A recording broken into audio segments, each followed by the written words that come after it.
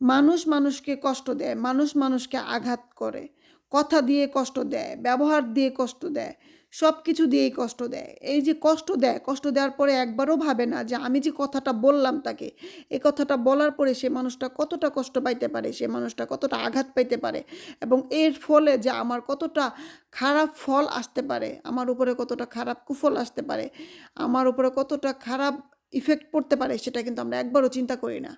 একবারও ভাবি না যে আমি কষ্টটা দেওয়ার ফলে ওই মানুষটার মনের মধ্যে কি হইতেছে, ওই মানুষটার মনের মধ্যে কি যাইতেছে, এটা কিন্তু আমরা একবারও চিন্তা করি না। আবার অনেক সময় আমরা ভাবি, আচ্ছা আমি তো বড়, সে তো ছোট,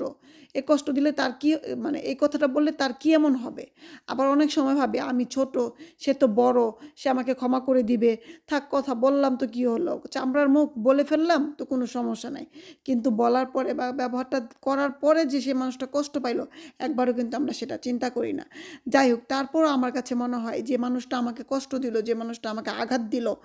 আমি যদি সব কিছু ভুলে গিয়ে, সমস্ত কষ্ট জ্বালা যন্ত্রণা ভুলে গিয়ে তাকে ক্ষমা করে দিতে পারি, এর থেকে বড়,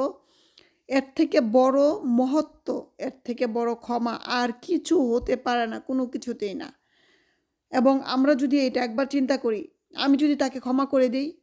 হাসরের ময়দানে হয়তো আল্লাহ আমাকে ক্ষমা করে দিবেন, হয়তো এই ক্ষমার উসিলায় আল্লাহ আমাকে ক্ষমা করে দিবেন। তা আমরা যদি মানুষ মানুষকে ক্ষমা করতে না জানি, আমরা মানুষ মানুষকে মাফ করতে না জানি, তাহলে ওই রব্বুল আলামিন আমাদেরকে কিভাবে ক্ষমা করবে, কিভাবে মাফ করবে, আমরা কিভাবে আশা করতে পারি। আমি কিন্তু অনেক বেশি জানি তা না, অনেক বেশি বুঝি তা না, তারপরেও আমার কাছে মনে হয় যে মানুষ মানুষকে যদি ক্ষমা করে দিয়ে, মানুষ মানুষ সাথে যদি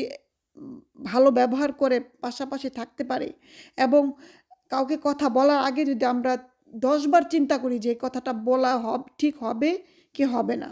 তাহলে কিন্তু সমাজে হানাহানি, মারামারি, হিংসা, অহংকার, লোভ, লালসা এগুলো কিছুই থাকবে না। তো আমাদের সেরকমটাই করা উচিত, তাই নয় কি?